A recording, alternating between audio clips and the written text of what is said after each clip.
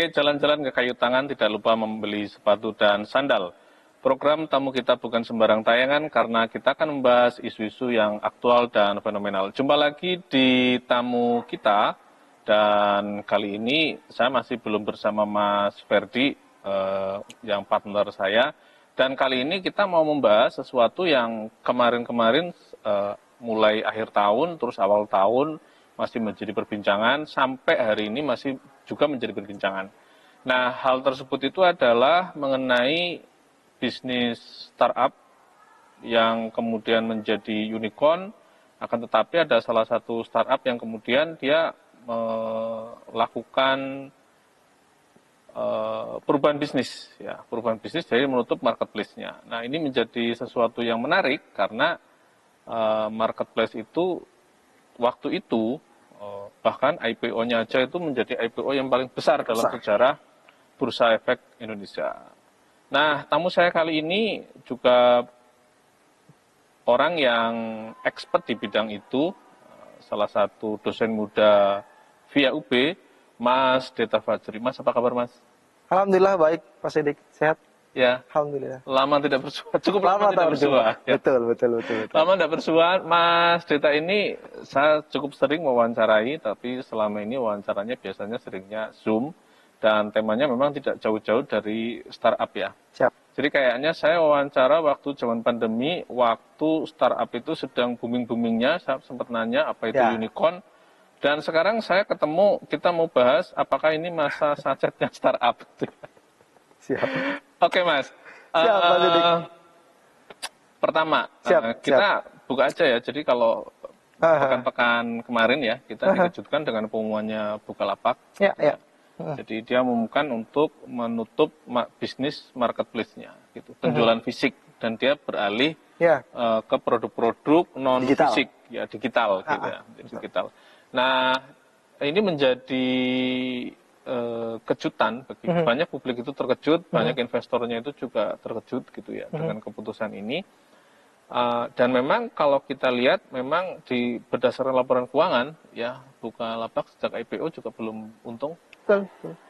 Belum pernah membagikan dividen ke investornya ya karena memang rugi mau bagi dividen apa gitu ya. Nah, saya ingin tanya Mas, saya minta komentarnya dulu. Apa yang terjadi dengan startup kita atau unicorn kita yang jadi unicorn itu? Ya, thank you Pak Sidik sudah diundang ini ke sini ngobrol lagi kita dengan teman-teman. Iya, sebenarnya nggak ada bedanya antara satu bisnis yang kita sebut unicorn, startup ini dengan yang lain sebenarnya. Jadi ya, saat orang-orang masa pandemi bicara soal PHK di startups, toh juga yang konvensional bisnis juga ada yang PHK sebenarnya begitu. Jadi ya ini siklus normal aja sebenarnya dalam dunia bisnis atau industri untuk melihat ada yang memang harus melakukan adjustment, ya kan? Ya mirip seperti teori evolusi Darwin mungkin ya. Siapa yang kuat, siapa yang bisa menyesuaikan dirinya gitu ya, dia akan bertahan. Ya. Poinnya ada di sana aja sebenarnya. Jadi ini sebuah siklus normal yang saya rasa terjadi di semua lini bisnis untuk melakukan adjustment atau penyesuaian terhadap situasi yang mereka hadapi. Jadi sebetulnya ini bukan sesuatu yang terlalu mengejutkan ya dalam dunia bisnis ya. Iya biasa saja. Jadi apakah itu terjadi pada startup maupun bisnis yang bukan startup? Karena memang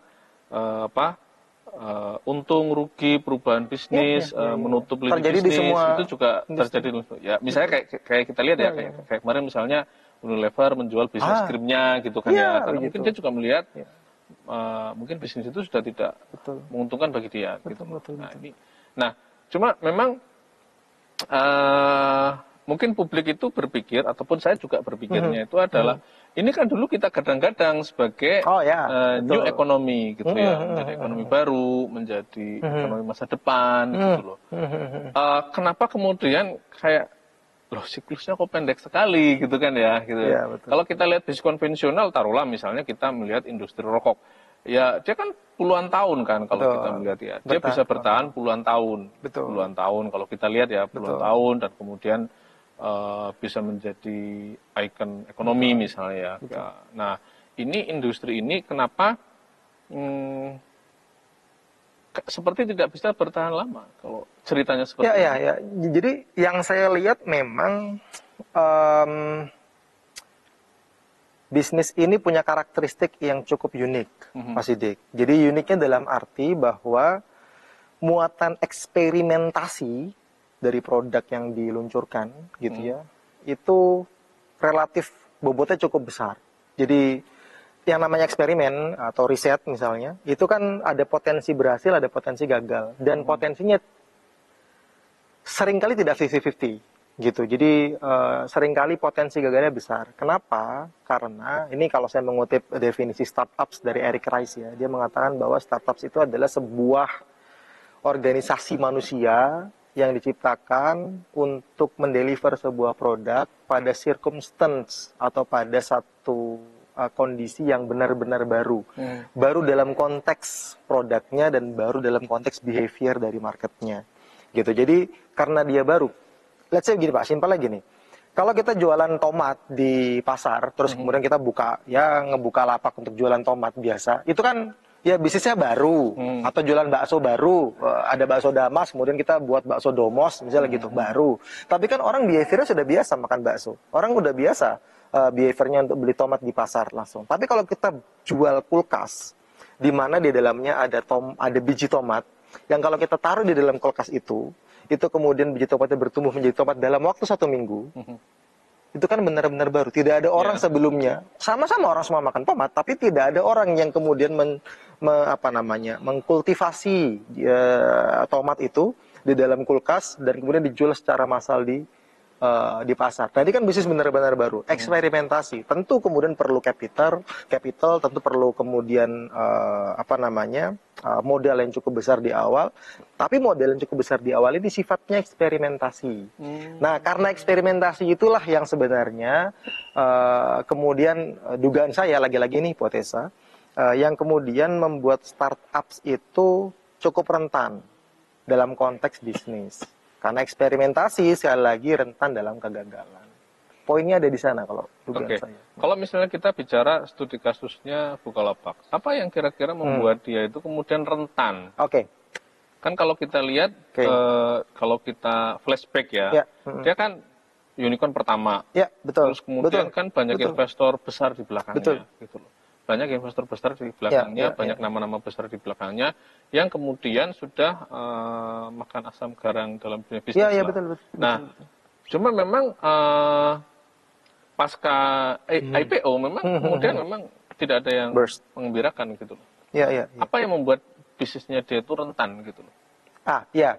Jadi kalau dalam fase di Bukalapak, ini startup itu punya life cycle, Pak. Life cycle-nya setidaknya sampai dia menuju korporatisasi itu ada 5 setidaknya life cycle-nya. Yang pertama itu development stage. Jadi dia meng-create produknya, mencari needs di market, meng-create satu produk yang product market fit. Development. Setelah development dia dalam fase startup stage. Jadi startup stage itu fase dia melaunch produknya, mendapatkan early traction atau early customers gitu.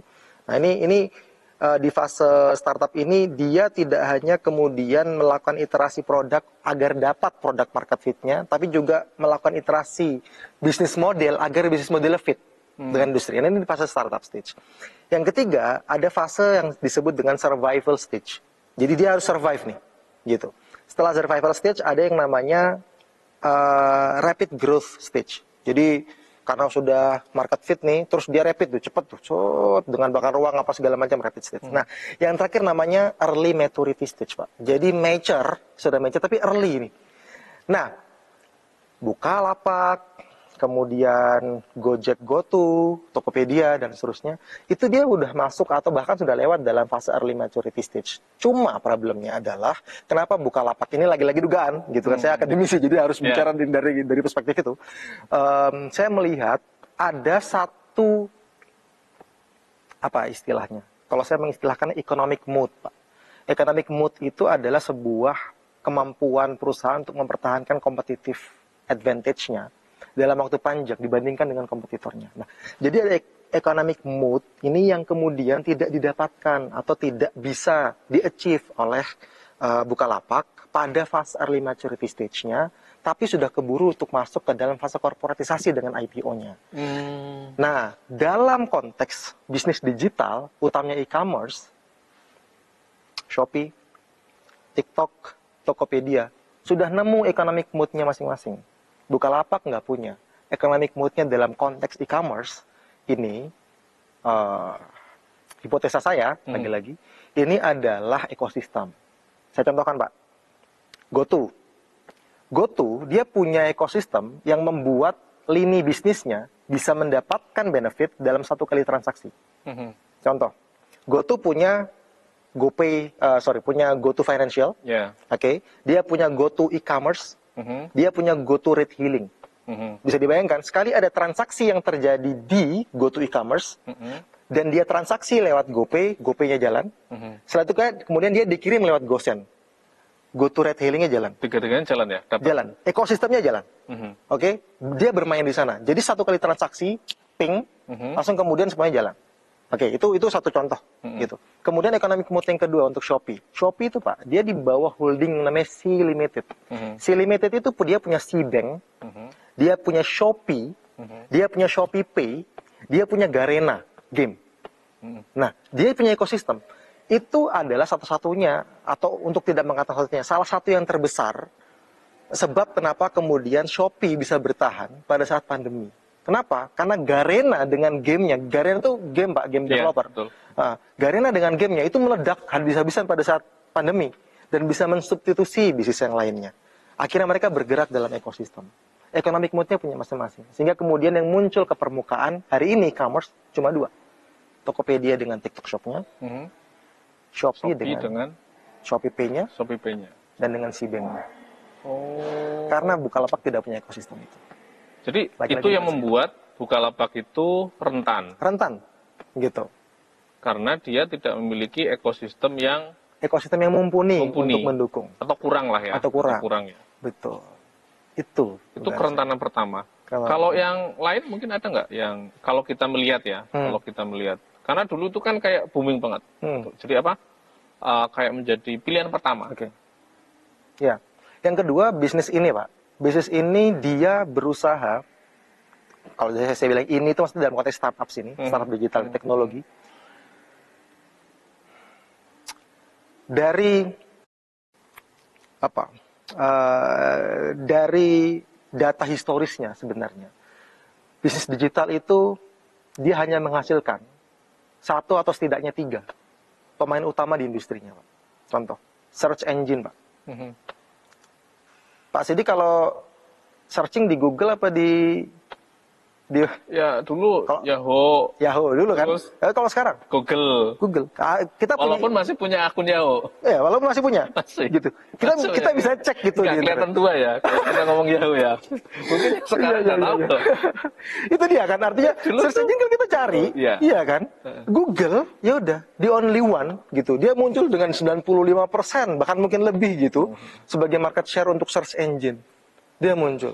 Lagi smartphone dan seterusnya. Nah, itu kerentanan selanjutnya, bahwa yang berpotensi untuk melenting atau menjadi top of mind di industri ini itu hanya 1-2 gitu. Sehingga pada akhirnya ya. Jadi taruhlah dulu kita punya unicorn kan cukup banyak gitu. Ya.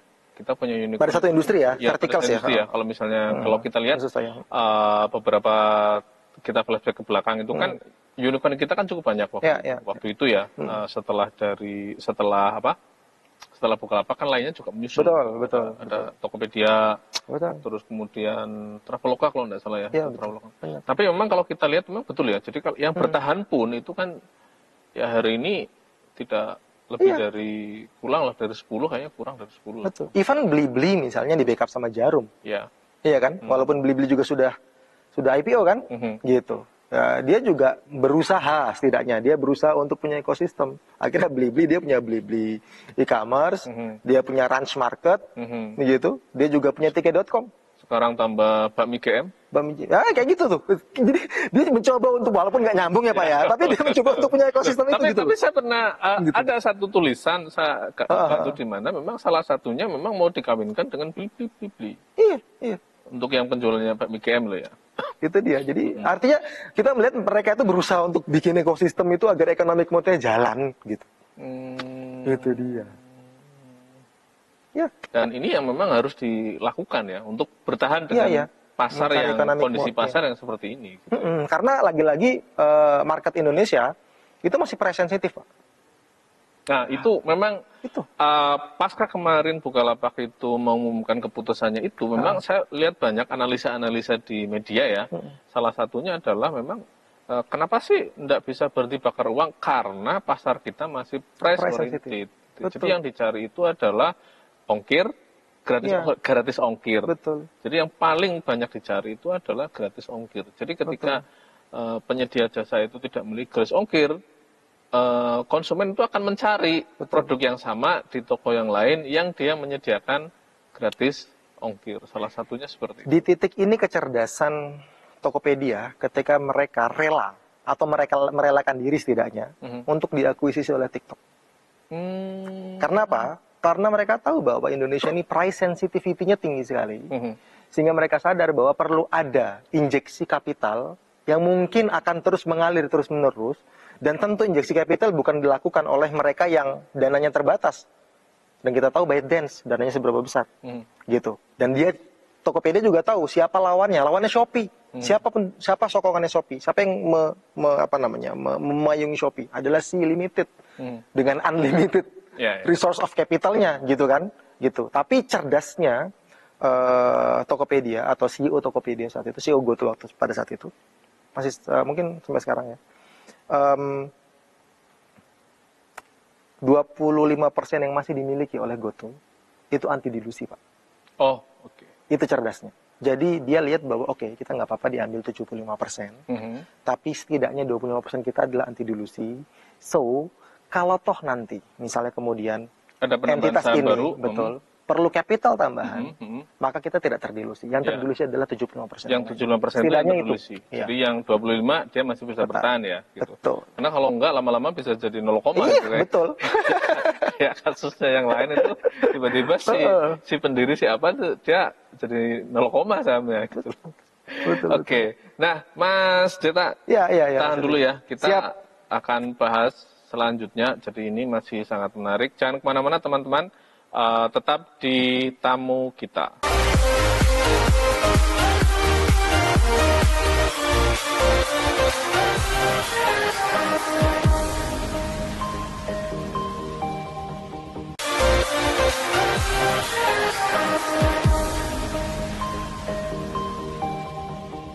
Oke pemirsa, masih di tamu kita dan saya masih bersama Mas Deta Fajri, dosen Fakultas Ilmu Administrasi UB. Dan tayangan tamu kita ini masih didukung oleh UB Fresh dan Hotel Grand Mercure. Dan saya terima kasih untuk teman-teman pejuang mimpi untuk baju EcoPrint yang saya pakai. Nah, Mas Deta, tadi kita sudah bahas ya. Jadi, bagaimana Mas juga sudah mengatakan bahwa ada 5 tahapan ya, untuk bisa life cycle ya. Life cycle yang dialami oleh startup yang jadi unicorn. Nah, ini kalau kita lihat lagi dari kasusnya Bukalapak, keputusan kan sudah diambil dan saya yakin mereka juga sudah memiliki pertimbangan atau hitungannya sendiri gitu kan ya. Nah, dan kalau kita lihat marketplace ataupun unicorn yang lain kan juga masih ada di Indonesia ya. Misalnya GoTo masih ada, kita masih ada Blibli, masih ada Tokopedia dan yang lain gitu ya. Artinya pasar kita itu kan masih menjanjikan. Ya misalnya kalau ngapain sih Shopee masuk, TikTok masuk kalau kemudian pasarnya tidak menjanjikan gitu ya. Pasar kita masih menjanjikan karena ya penduduk kita banyak gitu ya. Penduduk kita banyak dan sebagainya. Terus kalau kita lihat juga TikTok juga semakin agresif. Gitu kan. Dia punya banyak program gitu kan, punya banyak program untuk maintenance traffic penjualannya dia ataupun pembelian dia atau penggunaan akunnya gitu ya. Nah, Mas Deta, kira-kira nih dengan kondisi market kita yang seperti ini, pangsa pasar kita yang seperti dengan konsumen kita yang masih price oriented gitu kan, apa yang harus dilakukan oleh teman-teman unicorn ini untuk bisa bertahan? Apakah dia harus selalu melakukan bakar uang? Kalau bakar uang itu mau sampai kapan? Kalau tidak, opsi apa yang bisa dilakukan untuk bertahan? Iya, pertanyaannya cukup sulit ya. Saya juga nggak mau overlapping dengan teman-teman di dunia tersebut ya, startups ya. Jadi nggak mau juga kelihatan terlalu menggurui gitu. Tapi setidaknya dari apa yang saya alami sekaligus saya pelajari, kebetulan PhD yang saya ambil di sains dan teknologi, Pak. Jadi gimana tech ventures itu bisa emerge from the ecosystem, gitu. Saya melihat ada satu hal yang selama ini agak miss. Kalau teman-teman mungkin di dunia startup itu sangat familiar dengan terminologi MVP, Pak. Minimum viable product. Jadi minimum viable product itu sama kayak Gojek dulu. Gojek dulu itu kan nggak punya aplikasi, nggak punya website, Pak. Untuk ojek online itu kan Mas Nadiem Makarim itu kan cuma punya call center. Ya, call center aja. Jadi call center itu sebagai MVP. MVP dari mana? MVP dari Gojek. Untuk kemudian dia memastikan bahwa ada 3 hipotesa yang tervalidasi secara real di market. Apa 3 hipotesa itu? Ada abang ojek yang mau diorder lewat teknologi. Ada customer yang mau diorder lewat, ada customer yang mau mengorder lewat teknologi. Yang terakhir adalah ada abang ojek dan juga customer yang mau harga layanan ditentukan oleh teknologi. 3 itu dideliver tidak dengan teknologi yang sophisticated gimana, Pak? Nomor HP. Yeah. Nah itu kita sangat-sangat familiar dengan MVP. Cuma yang kita tidak cukup familiar adalah dengan yang namanya MVPR. MVPR itu minimum viable profitable product. Nah, seringkali produk yang kita deliver, lagi-lagi karena memang basicnya eksperimen, itu nggak ngelihat apakah produk ini bisa sesegera mungkin menghasilkan profit atau tidak. Nah, itu yang kadang-kadang rasanya agak miss utamanya untuk teman-teman di early stage gitu. Nah, kalau kita bicara dari sisi yang lebih besar, startups yang sudah mulai di early maturity stage atau yang bahkan sudah korporatisasi, tentu cara mereka untuk bertahan, mereka memastikan efisiensi mereka, Pak. Bahkan nama Bukalapak itu bisa menutup lapaknya. Ya kan? Ya. Itu salah satu. Bukalapak tapi menutup lapak gitu ya. Corporate action-nya adalah tutup lapak gitu kan. Gitu ya. Jadi saya mau nggak mau, Pak, efisiensinya ada di sana. Gitu. Karena memang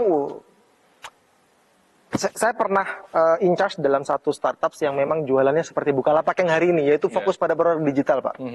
Gitu. Untuk toko kelontong, ya, yang bahkan yang nggak punya toko, gitu, itu putaran 1 bulannya, Pak, transaksi digitalnya itu bisa 30 juta, Pak. Jadi memang menarik sebenarnya untuk produk digital. Jadi saya juga nggak heran kenapa kemudian Bukalapak menutup lapak fisiknya dan dia fokus pada produk digitalnya. Gitu. Karena juga bisa melakukan efisiensi. Efisiensi, gitu. Karena lagi-lagi ini bisa tidak perlu bakar uang untuk ongkir, dan tidak perlu kasih voucher gratis ongkir. By nature, perusahaan-perusahaan seperti Bukalapak atau Goto itu kan sebenarnya asset lean, Pak. Asset lean itu dia tidak perlu menambah capital atau tidak perlu menambah investasi lagi ketika mereka mau menambah volume customersnya. Ya sama kalau kita buka resto, kita mau nambah omset kan ya harus nambah meja, Pak. Iya kan, meja kan capex gitu kan, kapital modal gitu. Tapi untuk Bukalapak ketika dia harus jualan produk digital kan nggak perlu nambah apa-apa. Ya mentok-mentok nambah server, ya gitu kan. Gitu ya. Jadi saya rasa kalau kita bicara di sisi korporatisasi pasti yang mereka kedepankan adalah efisiensi agar tetap bisa keep up, saya rasa. Oke, jadi satu efisiensi ya. Yang ini memang harus dikejar oleh teman-teman startup ini. Jadi dari awal yang tadi disebut miss ya, katanya. Jadi dari awal teman-teman itu harus ketika dia mendevelop produknya, dia sudah harus mulai memasukkan unsur efisiensi ya sebetulnya. Betul. Dari awal. Profitabilitas dari produk itu, udah itu aja. Karena kalau saya ngambil case-nya dari Dropbox kalau dengan Pak Sidik tahu. Dropbox itu sama seperti Google Drive lah, cuma dia terpisah gitu. Dropbox itu dia nggak bikin MVP, Pak. Karena kalau dia buat MVP dulu, dia bikin produk prototipe dulu, itu kan berapa biayanya untuk bikin server yang sebesar itu. Dia cuma mendeliver video aja, Pak. Once ketika video di-deliver, ada orang yang tertarik, PO, ya. Nah, PO itu apa sih? Purchase, apa sih? Ya, pesan duluan gitu ya. Pre-order gitu istilah gitu ya. PO dulu, pre-order dulu. Setelah itu kemudian PO-nya cukup, dibuatkanlah Pak infrastrukturnya. Nah, di titik itu founder Dropbox tahu ini produk kalau di-build udah profitable karena PO udah datang. Itu. Yang ngapain bikin yang besar dulu. Sama kayak Gojek bikin aplikasi setelah 5 tahun beroperasi, 2015. Dia 2010 jalan dengan call center-nya. Efisiensi kan, lagi-lagi sejak awal. Dari awal. Dari awal. Dan ini harus disadari oleh teman-teman yang ingin masuk ke startup. Jadi Betul. selain, karena memang biasanya yang selalu kita dengar itu adalah valuasi gitu loh. Itu dia. Memang kata-kata efisiensi itu nyaris tidak terdengar. Tidak terdengar. Yang terdengar Padahal ini menjadi kunci. valuasi, Ya. betul. Ini menjadi kunci ya dalam. Betul. Nah, yang kedua, kalau kita melihat market kita di Indonesia, itu kan memang dari sisi jumlah penduduk kan kita besar ya. Penetrasi internet cukup tinggi, Betul. penggunaan gadget Betul, cukup sepakat. tinggi, gitu ya. Sepakat. Penggunaan gadget itu tinggi, gitu. Bahkan mungkin sekarang orang yang pegang HP itu lebih banyak dari jumlah penduduk Indonesia. Iya, kan satu orang pegang dua. Satu orang kan, kadang punya 2, punya 3 gitu ya. Betul. Nah, apa yang harus dilakukan untuk menggarap pasar ini kalau misalnya teman-teman startup ini masih mau tetap bertahan selain efisiensi? Dari pengalaman dan juga yang saya pelajari, kita perlu bisa melihat tren yang mulai sunrise, Pak. Bukan sunrise, tapi mulai sunrise, Pak. Gitu. Jadi apa tren? Jadi mungkin pasar yang cukup besar yang jenengan bilang Pak Sidik sampaikan tadi itu mungkin pasarnya besar. Tapi kalau pasar sudah besar, pemainnya juga banyak. Pemain banyak, kompetisinya bloody, berdarah-darah. Ketika kompetisi bloody, apa yang membuat kita itu bisa masuk ke sana gitu? Ya untuk apa kita menggarap sebuah pasar yang berdarah-darah sedangkan kemudian trennya tidak mengarah ke sana, misalnya, gitu. Jadi mungkin yang perlu diasah, mungkin secara pribadi saya juga gitu, yang perlu diasah adalah sensitivitas terhadap tren yang punya potensi untuk Kepekaan terhadap tren dan kemampuan membaca tren ya. Kira-kira habis ini mau apa trennya, sehingga teman-teman startup bisa melakukan mitigasi ataupun menciptakan tren baru mungkin ya. Betul. Contoh Pak, atau experience baru ya. Karena memang rata-rata bisnis startup ini kan salah satu yang ditawarkan kan experience. Betul. Misalnya kayak kalau misalnya kita lihat ke Gojek dulu kan pengalaman menggunakan ojek yang lebih ramah, tarifnya lebih pasti. Bahkan dulu itu kan masih sangat viral ya, misalnya abang Gojeknya itu menyediakan permen gitu kan ya. Terus yang di mobil itu mobilnya wangi. Gitu. Itu yang tidak ditemukan di transportasi yang sebelumnya. Betul. Ya sesimpel misalkan Pak, kayak sekarang drone. Drone itu kan orang pakai drone untuk apa ya? Ya untuk rekreasional ya. Rekreasional, hobi apa segala macam. Tapi akhir-akhir ini juga datang namanya apa itu kacamata virtual reality. Itu kalau dua itu bertemu, antara drone dengan virtual reality itu bertemu dan kita masuk pada industri yang tepat, itu boom Pak. Contoh, misalkan militeristik, industri militer. Itu kalau kacamata seperti tadi itu, VR tadi itu kemudian digabungkan dengan drone dan masuk ke dalam dunia industri militer, ya itu bisa jadi satu senjata pemusnah yang saya rasa sih juga cukup laku gitu. Di Amerika itu perusahaan produsen alat militer Pak, itu listed loh. Ada di bursa saham. Ada di bursa, ada. Gitu. Artinya ini industri yang cukup menarik gitu. Di luar dari ya kita lihat apa namanya bahwa itu nanti konspirasi gitu. Perang apa. Itu di luar itu. Tapi kita di luar melihatnya sebagai sebuah industri gitu. Sebagai sebuah industri yang punya potensi. Kan begitu. Jadi kepekaan membaca itulah kira-kira. Begitu. Nah, kalau kita balik ke Bukalapak, emang Bukalapak nggak punya kepekaan itu? Itu tadi. Ekosistem yang dia bikin atau yang dia coba untuk buat itu kalah dengan satu fakta bahwa sebenarnya dalam industri ini yang menang itu tidak banyak. Tadi itu Pak. Jadi kalah dia dengan ekonomi. Dia kan coba buat misalnya kayak Mitra Bukalapak itu kan berarti salah satu ekosistemnya dia ya. Kita kan dulu kenal itu, dia buat Mitra Bukalapak, toko-toko toko-toko UKM lah ya. Iya, itu ada usaha untuk sana gitu kan. Tapi kalau kita lihat efisiensi yang dilakukan oleh Goto misalnya Pak, yang tadi saya coba ceritakan di awal, bahwa sekali tik misalnya untuk satu orderan di Tokopedia, itu Tokopedia-nya dapat, GoPay-nya dapat, Gosennya Gosen-nya dapat. dapat. Nah, ya kan? Jadi ya semua boleh mencoba untuk kemudian membangun elemen-elemen dari ekosistemnya, tapi mana yang bisa berkompetisi lebih efisien? Lagi-lagi kembali ke terminologi efisiensi. Gitu Pak. Dan ini harus dilakukan kalau misalnya dia ingin menaklukkan pasar Indonesia ya. Iya. Karena efisiensi pada akhirnya, proses yang efisien pada akhirnya outputnya apa Pak? Harga Pak, price tag Pak. Yang mana Indonesia, price sensitivity Pak. Udah, poinnya ada di sana. Gitu. Ya apalagi situasi-situasi seperti ini ya, ketika ekonomi juga Belum optimal ya, pulihnya. Belum optimal lah ya. Gitu. Kita masih berusaha untuk optimal gitu kan ya. Jadi ya faktor akhirnya konsumen memilih harga yang murah atau sensitive price itu menjadi ya fakta yang ada. Fakta gitu. yang ada. Fakta gitu. yang ada. Nah, kalau kita lihat lagi misalnya selain jumlah penduduk dan masifnya penggunaan penetrasi gadget ya. gitu kan ya.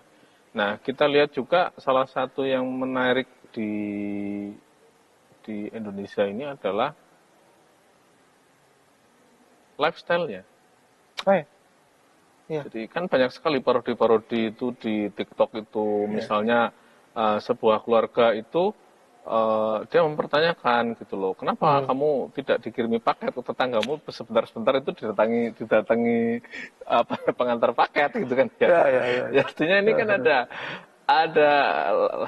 gaya hidup lah ya, gaya hidup ya. Jadi memang marketplace ini memunculkan gaya hidup baru gitu, gaya hidup baru dalam konsumerisme lah mungkin ya.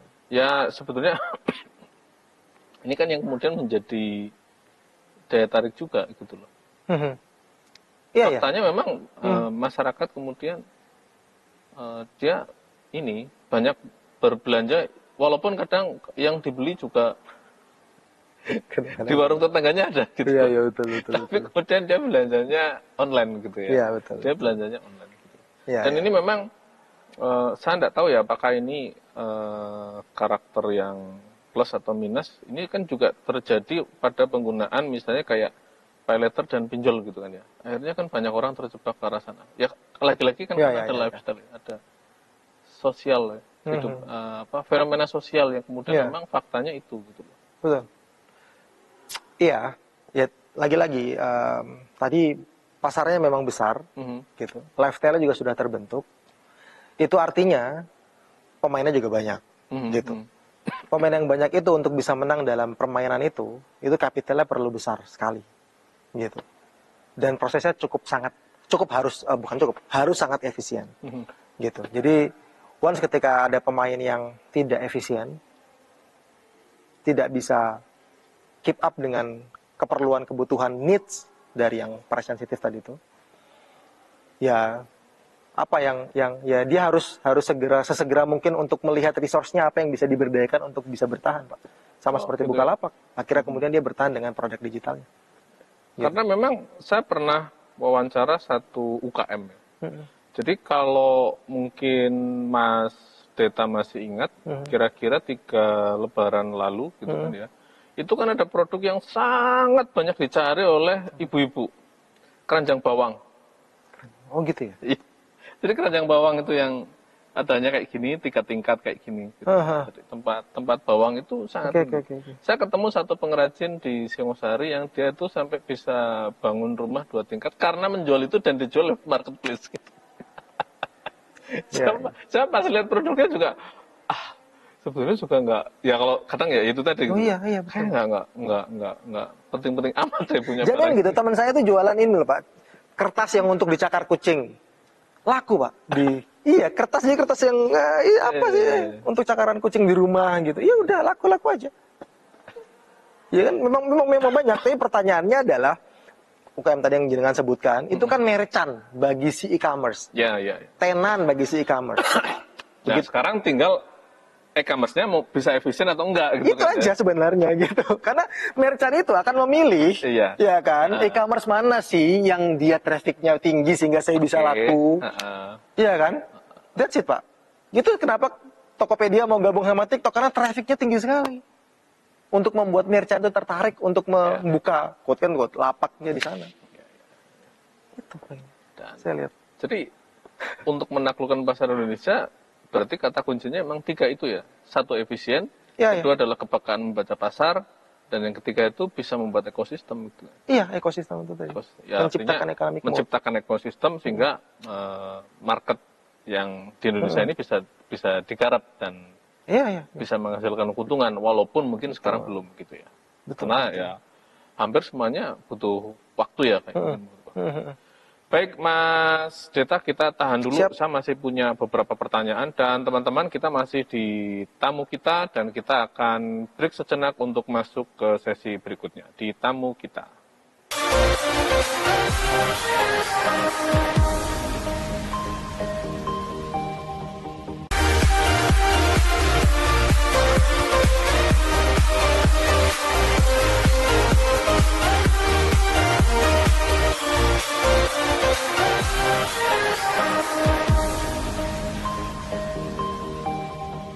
Baik pemirsa, jumpa lagi di tamu kita dan saya masih bersama tamu saya, Mas Deta Fajri, dan kita masih berbincang masalah startup, unicorn, dan sunsetnya bisnis yang berkaitan dengan unicorn-unicorn tersebut ya. Nah, Mas, ini tadi kita sudah membahas masalah bagaimana sih kalau unicorn itu atau marketplace itu ingin bertahan dan menggarap pasar Indonesia. Tapi ada hal yang tidak kalah menariknya. Ya. Jadi startup ini masih menjadi salah satu cita-cita anak muda. Siap. Jadi masih banyak anak-anak muda kalau ditanya mau buat apa, mau buat startup. Gitu. Ya. Apakah salah? Ya nggak salah gitu loh. Nggak salah. Siapa tahu memang dari sekian banyak ide ada yang nanti bisa jadi unicorn dan sebagainya gitu ya. Ya. Akan tetapi kalau kita melihat fenomena yang ada, berarti teman-teman ini kan harus punya persiapan yang matang. Jadi tidak hanya sekedar, oh iya saya punya startup, saya kemudian membuat bisnis yang bersentuhan dengan teknologi gitu ya. Kayaknya kan bukannya sekedar itu ya, tapi ya kayak tadi itu kita harus ngomong efisiensi dari awal, pakai teknologi jadi efisien atau enggak gitu. Jangan-jangan malah tidak efisien gitu kan ya. Nah, ini saya minta komentar Anda dulu deh sebagai seorang dosen. Anda kan punya mahasiswa. Betul. Dulu. Kalau mahasiswanya pada ingin punya startup, komentar Anda apa? Saya selalu bilang di kelas, jangan bikin startups atau jangan mau jadi pengusaha hanya karena biar bio Instagramnya CEO and founder. Oke. Ya kan? Kan kebanyakan kan itu ya benar. Benar nggak Pak? Benar, itu benar. Itu toh. Ya sebagai jurnalis saya sering mewawancarai orangnya. Ya, jadi saya wawancara tiba-tiba, oh saya CEO gitu kan ya. Jadi, oh ya gitu ya, saya enggak, ya oke gitu CEO. Cuma memang kemudian memang ini ya, jadi apa? Kayaknya bisnisnya juga belum butuh jabatan CEO deh, kadang-kadang saya mikirnya juga gitu gitu ya. Gitu. Oke. Ya itu menarik. Iya itu.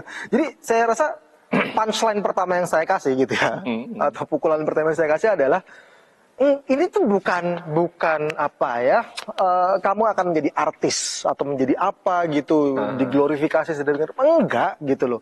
Bikin bisnis itu kita ingin berpenghasilan, that's it. Kita pengen berpenghasilan. Jangan bicara dampak dulu, jangan bicara sosial responsibility apa segala macam. Kita pengen berpenghasilan, kita pengen mandiri, kita pengen stand out atau punya berdiri di kaki kita sendiri. That's it. Itu bukan karena pengen dipanggil CEO dan founder di seminar-seminar gitu. Jadi kalau tadi Pak Sidik minta komentar saya adalah pertanyaannya, kamu betul-betul ingin jadi atau ingin punya produk untuk solve the problem and then the people or the customers will pay for that product, atau sekadar pingin ya status gitu. Kalau status nggak usah, nggak apa-apa. Karyawan BUMN lebih besar gajinya. Itu aja sih kalau saya. Oke. Itu Pak. Ini menarik. Ini menarik deh kalau mahasiswanya sudah di-brief dari awal seperti itu. Oke. Nah, kalau misalnya kemudian ada teman-teman mahasiswa atau anak-anak muda, oke Pak, saya nggak ngejar itu kok. Oke. Saya benar-benar pingin. Oke. Dan saya punya keinginan untuk membangun startup. Oke. Apa yang kemudian harus dilakukan dengan kondisi seperti ini?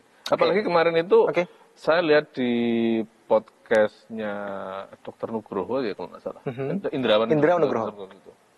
Ada fenomena anti startup gitu katanya. Oh ya. Ya benar gitu. Jadi ada fenomena, ya benar insya Allah di YouTube-nya beliau, itu saya lihat. Judulnya seperti itu.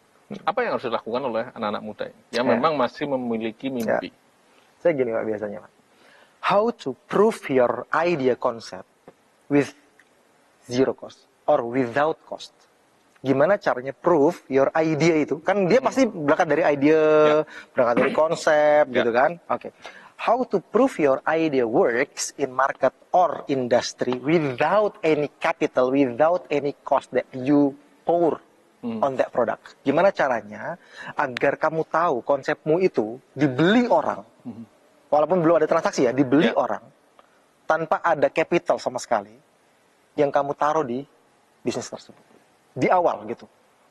Jadi gimana caranya? Biasanya kayak gitu Pak. Jadi kemarin saya diminta untuk sharing Pak sama dosen-dosen BINUS Pak. Oke. Jadi Mas Deta sharing dong sama dosen-dosen BINUS tentang gimana cara ngajar entrepreneurship, kelas entrepreneurship, mata kuliah entrepreneurship gitu. Tanpa menegasikan ini ya, tanpa bermaksud untuk menegasikan teman-teman atau skema kurikulum teman-teman di BINUS waktu itu. Saya sudah nyebut nama universitas masalahnya ya, tanpa gitu ya, tanpa kampus lain gitu ya, tanpa untuk menyebut itu.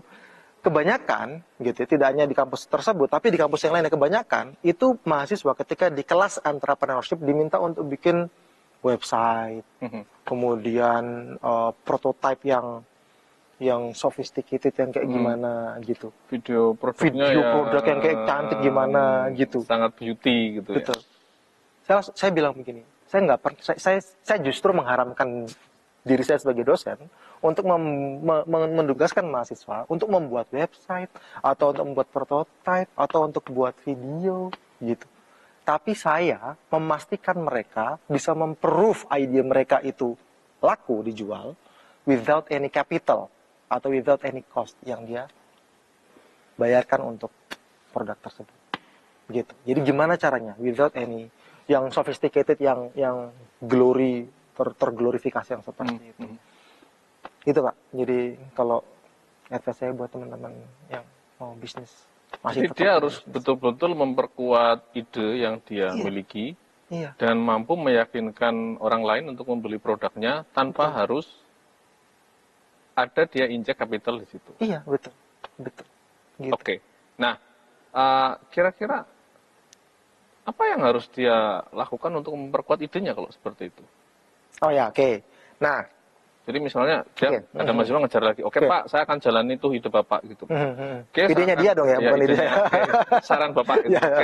Saya akan ikuti gitu loh. Berarti apa yang harus dia perkuat dari ide dia? Sehingga ide yang dia miliki, gagasan yang dia miliki itu bisa menarik perhatian orang dan orang itu beli. Pertama yang dia punya, the one and only thing that the students have is ideas dan konsep. And then you have to sell that kind of idea. Dia harus jual ide itu. Agar apa? Ide itu setidaknya punya nilai finansial.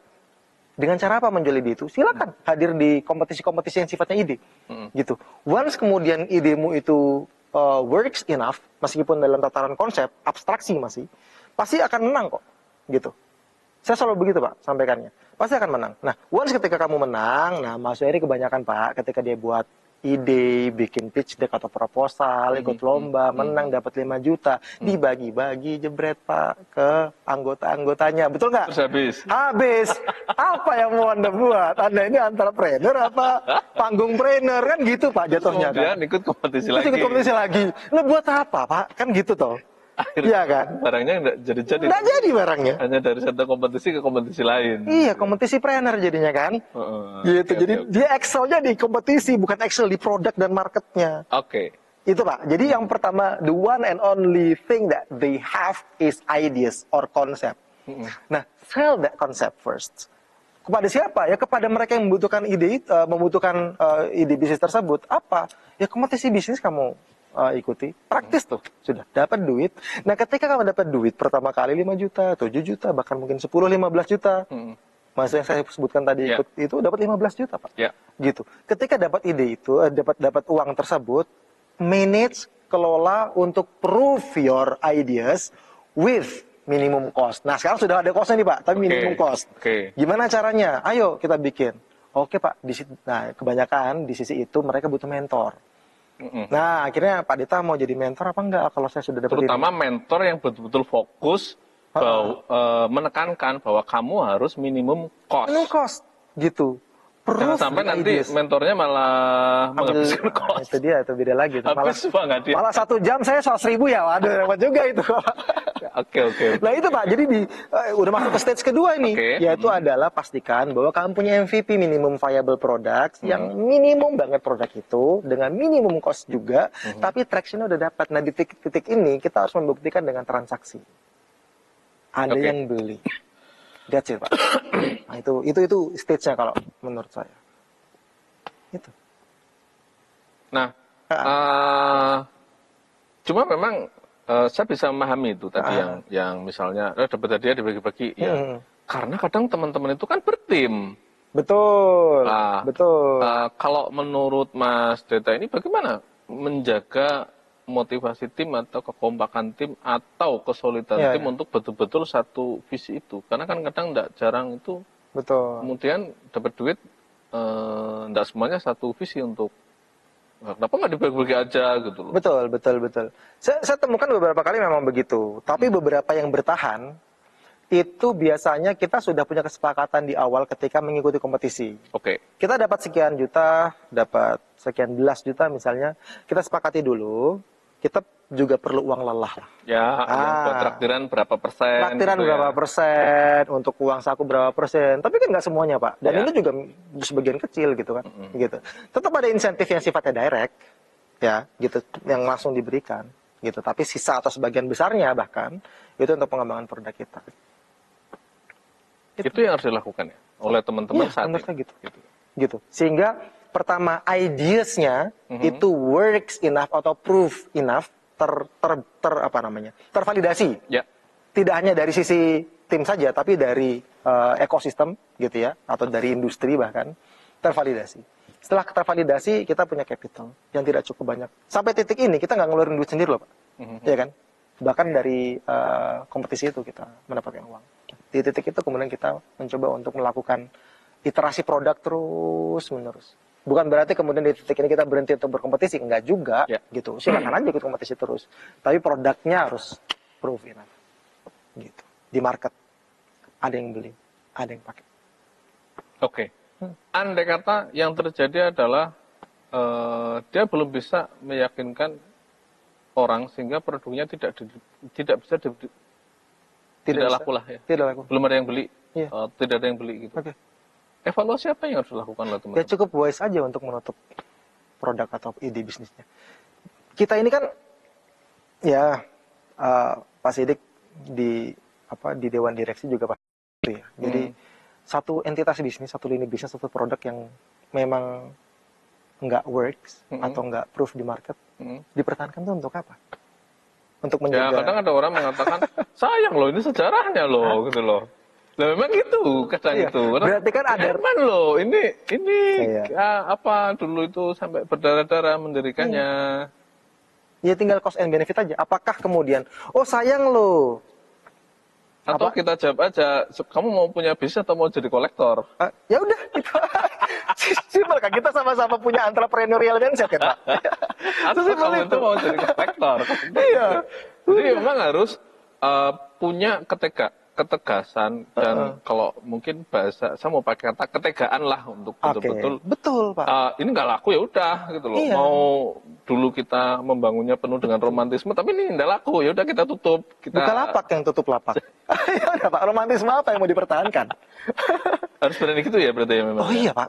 Kalau nggak gitu gimana? Yang penting kita punya matriks Pak. Maksudnya kita punya tolak ukur. Kapan kita harus tutup? Udah itu aja. Kapan kita harus pivot? Udah gitu aja. Poinnya ada di sana, saya rasa. Gitu. Jadi, nah ini yang memang harus dimiliki oleh teman-teman mahasiswa ataupun anak-anak muda yang memang ingin terjun ke startup ya. Betul. Jadi kalau misalnya, walaupun idenya menarik dan ide itu mungkin diciptakan dengan adanya perjuangan dan romantisme, ketika tidak laku di pasar, ya harus ada tega untuk kemudian menutup sebelum berdarah-darah atau malah timnya malah jadi tidak solid ya. Misalnya. Betul. Karena konsepsi ideas itu sudah dilempar di kompetisi, juri sudah memberikan feedback. Juri kan bukan orang bodoh juga, Pak. Ya. Iya kan? Sudah dilempar ke ya sosial misalnya gitu ya, media sosial apa segala macam, terus tidak laku ya. Terus kita mau bertahan sendirian tuh untuk apa? Gitu. Ya udah.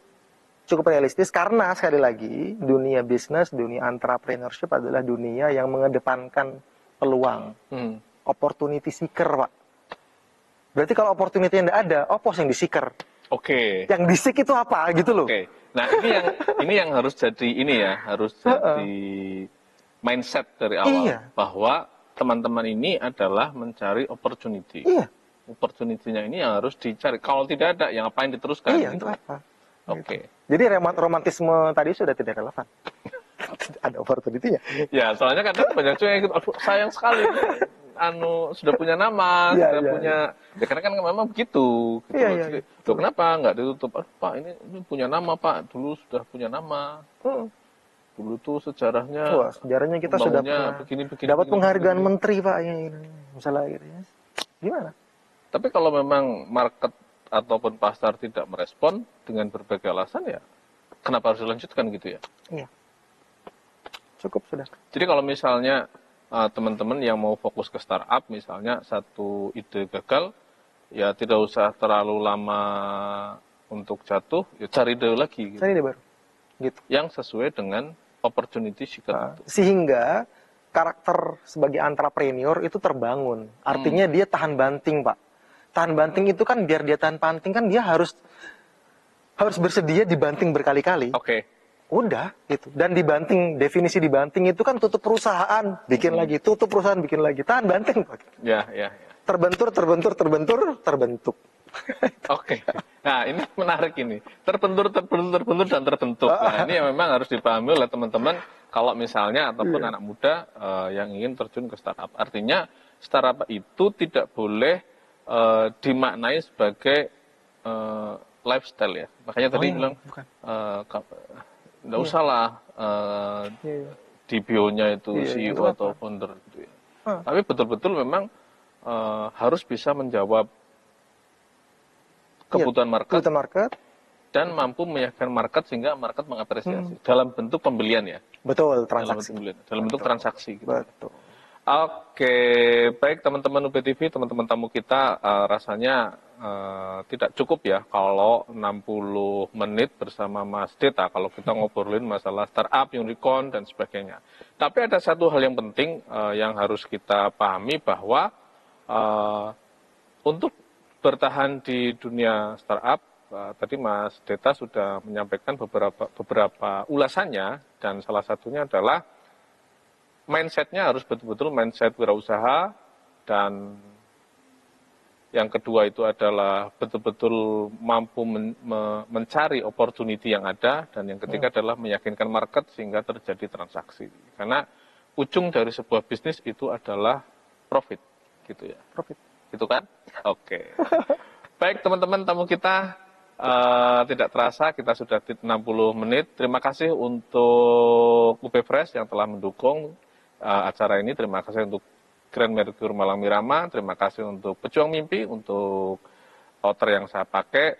Jangan lupa saksikan tamu kita di YouTube UBTV Brawijaya setiap hari Kamis, dan di YouTube dan tayang tundanya di hari Jumat. Sampai ketemu lagi di episode berikutnya. Tamu kita.